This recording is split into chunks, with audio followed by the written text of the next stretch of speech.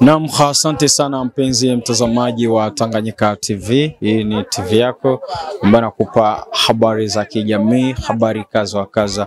Kwa leo mpenzi mtazamaji, tumekusogezea tukio katika mji wa Baraka. Kulishuhudiwa mboga ambazo hazijawahi kushuhudiwa ni muda sana. Ni katika miaka nyuma ndiko kulikuwa nashuhudiwa mboga zilizokufa hapo jana. Ila na leo vile vile siku ya leo tuliona tutembelee katika plage ya Mwemezi ambao kunakuwa kunaegesha vyombo kaza wa kaza, sasa vile ambavyo vinakuwa najihusisha na kuweza kuvua ili ujionea ilivyo. Sasa mboga ambazo zilikwenda kufa, mboga nyingi sana aina nyamunyamu. Ukiandamana nami utakwenda kujua ni namna gani mboga hizo zilikufa, na vile vile tutakwenda kuzungumza naye mkuu kiongozi wa wavuvi hapa katika eneo la Mwemezi, katika plage ya Mwemezi, ambaye atakwenda kutujuza mengi kuhusiana na habari zilizoko. Kwa wengi wao wanasema kwamba ni mapicha tu mitandaoni, hakuna mboga iliyokufa. Nikujuze kwamba mboga zilikufa sana katika mji wa Baraka, na ambako ziliuza kwa bei ya chini sana, tofauti na siku za nyuma. Nakuomba uweze kuandamana nasi mwanzo hadi mwisho. Mimi ni Safari Almas, nyuma kamera kama kawaida ni Abubakari Saidi. Twende kazi. Tanganyika TV, kwa pamoja tukupashe. Jambo, ungejitambulisha? Mimi ni mwanamemba wa kamati ya kivuvi muplage ya Baraka Aibaze Mwemezi. Asante sana. Wewe ni kama vile kiongozi na tunashuhudia mboga zinakufa. Hii ikoje hapa katika plage? Hapa kabisa tulishukuru Mungu kwa matokeo ya mboga. Sasa kama siku ya jana mboga ilikufa mingi sana, na ni mboga ya histori kwa sababu tangu hapa Baraka kulianza kuona nyamunyamu kama ile ni safari ya kwanza, sababu mpaka nyamunyamu inafika inaanikwa kwenye chaga. Antuka tunashukuru Mungu sana kwa tokeo ambalo lilitokea. Na labda ukiangalia hapo awali bei ilikuwaje, na hapo jana mpaka leo bei ikoje kutokana na mapato? Kutokana na mapato, siku zilizopita hapa tulikuwa tunauzisha ndoo ya dagaa ya nyamunyamu inafika mulaki na 17, laki na 18. Lakini kwa miujiza Mwenyezi Mungu jana mpaka ndoo ya dagaa ilifika 20,020 na makongo, 20,000 francs. Yaani na maana kila mtu Baraka alikula nyamunyamu. Kila mtu alirizika antuka, na wa maisha ya chini alipata gisi ataemea, kwa sababu hata wa 1,000 makongo aliemelea watoto. Na kwa namna ya watu walivyojitokeza hapa ikoje? Eske watu walijitokeza kweli kweli kwa ajili ya kuuza hiyo mboga ambayo kwa kweli ilikuwa nyingi sana, ama kuna ile ambayo ilizwenga tuseme? Watu walifika, waliemea, na mboga ikakosa wa kuemea. Mpaka saa hizi tukiongea, ukiangalia kwenye chaga nyamunyamu ingali naanikwa pale ya jana, ina maana ilikosa mpaka watu wa kununua. Kwa gisi mnavyotathmini, hii hali inaweza ikakuwa inatokana ni kwa kweli ilikuwa ni muda, ama ni kutokupatikana kwa mboga ndio kulipelekea mboga ziwe kwa wingi? Kwa sisi wavuvi, kama kuangalia habari ya maji, tunajua kama siku ambazo zilipita maji yalipanda sana, na maji wakati ilipanda ziwa likakuwa lenye kujaa, baridi ilikuwa nyingi sana ziwani.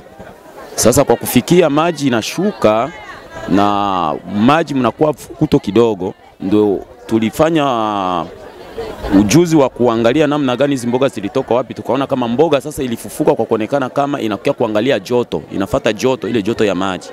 Kwa sababu siku zilipita, miaka ambayo ilipita hapa mbele, hii ndio ilikuwa mlengo wa maji. Maji kiwa madogo unakuta mboga zinainuka, lakini maji yakiwa mengi tu, baridi kiwa nyingi ziwani, ina maana mboga zinazama.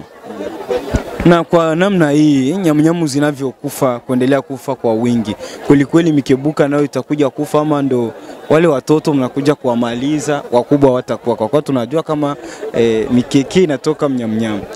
Sawa, wananiuliza mzuri ndugu mtangazaji. Kwa habari ya nyamunyamu ina aina mbili. Tunajua kama mkeke utaonekana, lakini kuna nyamunyamu ambayo haikuagi, haikomalagi, ni maana yake iliumba ni nyamunyamu, na kuna nyamunyamu iliumba ni yenye nazaliwa na mkeke, ile na komalaga. Na tukiangalia mwale nyamunyamu ilikufa jana, mulikuwa na mikeke mikubwa ilikuwa ndani, ina maana ni nyamunyamu wa mkeke ule. Tuna imani kama na mkeke tutaupata, kwa sababu hao watoto ambao walikufa ni watoto wa mikeke, ni mkeke ambao unaanza kukomaa. Na ukiangalia hata leo hivi siku hapa, angalia nyamnyamu ambao unafika size. Ni nyamnyamu moya anainukia kuliko nyamnyamu wa jana. Na maana iko ndana komala na mboga inakomalaga kwa siku. Na labda ukiangalia wachuuzi wako wengi hapa kwa ajili ya kuja kuchukua nyamnyamu hii. Labda hapa inakuaje kwa ajili ya mtu kuweza kupata mboga?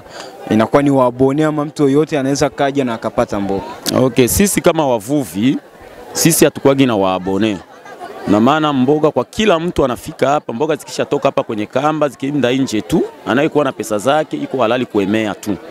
Hatukuagi na muda kusema fulani ndio anastahili kununua na fulani haweza kanunua, hapana.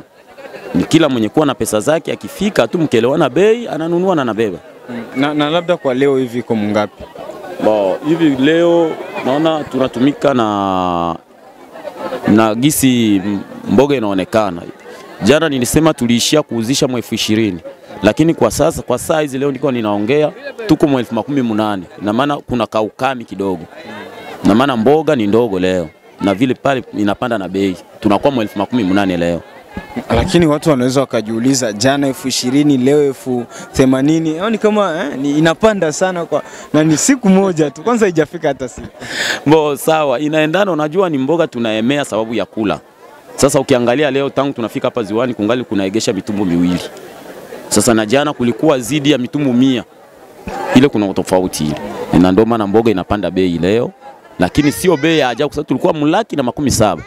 Na angalia hapa tungali 18,000 ngali sawa. Na mitumbu ya nyuma tuyajua ikifika ya mingi utasikia tena inashuka mpaka inafika 13, 14.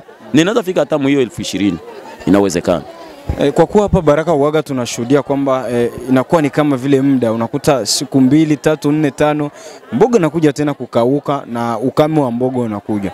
Kwa namna nyinyi wavuvi ni wataalamu, mnatathmini hali hii kwa mboga hii inavyoendelea kufa, inaweza ikadumu hata kwa wiki 2, mwezi? Okay, sawa. Kwa hali ambayo tunajua maji gisi yalivyo na huu mwezi ambao tunakuwa tuko mwezi wa 11. Ni lazima tunajua kama tunategemea panapokuwa na uwezekano wa Mwenyezi Mungu mwezi wa 11, mwezi wa 12 mpaka kufika mwezi wa 2 ni muda wa nyamnyamu. Tuna imani kwa kutegemea kama hali kiruhusu, tunajua kama hii miezi yote tunapaswa kuvua nyamnyamu tu.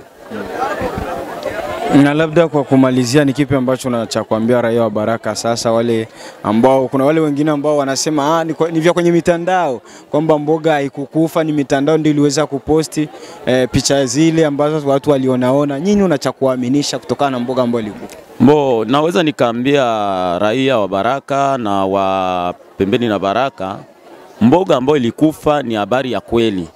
Ni habari ya kweli anayoongea kwenye TV. Mimi ni mwanamemba wa kamati ya kivuvi mplaje ya Ibaze. Ina maana mimi ni mjuzi wa maji sababu nina miaka ninafanya kazi ya maji, ninajua siri nyingi sana mkazi ya maji. Hiyo ni halali na mboga ilikufa ni uhakika. Na ule ambaye anaona kama ni uongo angalie kwenye chaga tu, mpaka sasa hivi nyamnyamu inaanikwa. Na tungisi raia wa Baraka watusaidie kitu kimoja tu. Wale wenye kuwa na ile machupa ya makotiko, ule makotiko bajiziuye kidogo kwa natutupia maji sababu inatuharibishia sana mazingira ya mingi sana mziwa Tanganyika. Bile vitu vinatuumiza sana. Ule machupa baache kuwa natupa maji. Na wale wenye kuwa karibu na maji, Tanganyika sio yalala kuleta uchafu na kumwanga mziwa Tanganyika. Ile vitu ndio bangetuepushia baache. Na kuna swali lingine ambalo watu waga wanajiuliza sana, na kwa kuwa nimepata fursa kuzungumza na wewe ambao uko miaka mingi katika kazi hii, ukiangalia hapo siku za nyuma, katika miaka ya nyuma, mwezi wa 8, mwezi wa 9 na wa 10 kulikuwa inaonekana mboga nyingi sana. Kuna wakati hapa hadi bumba hii ya ndagaa ilikuwa nafika hadi 2,000, 3,000, 4,000. Ila ukiangalia hii miaka 2, 3 ni kama iliweza kuchange na mboga kutokuonekana. Katika hali yako ya kutathmini, unaona hii inakuwa ni sababu ni nini?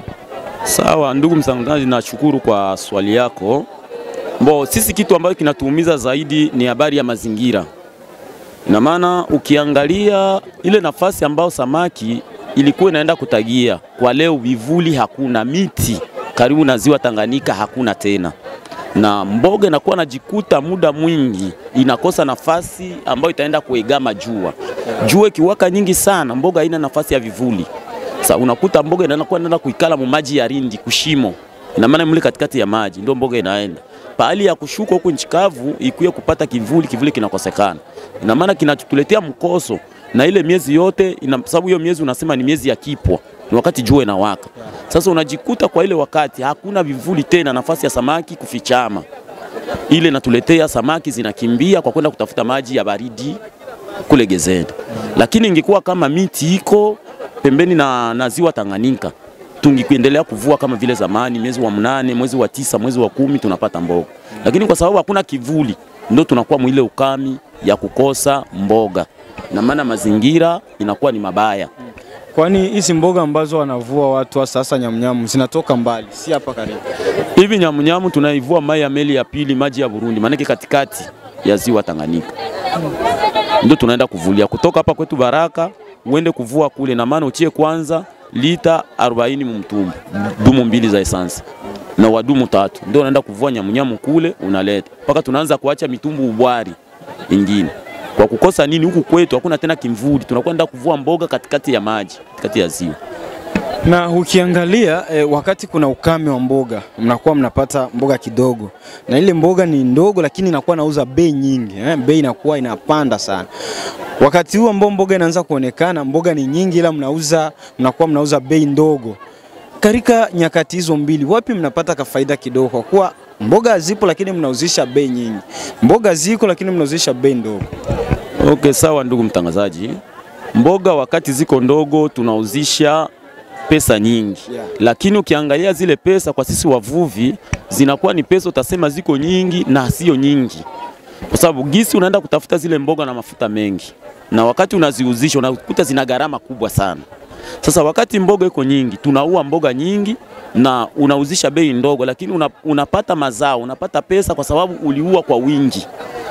Lakini ile mboga ndogo wage natuangamiza sana. Unakuta bumba ya dago unaiuzisha 1,700,000.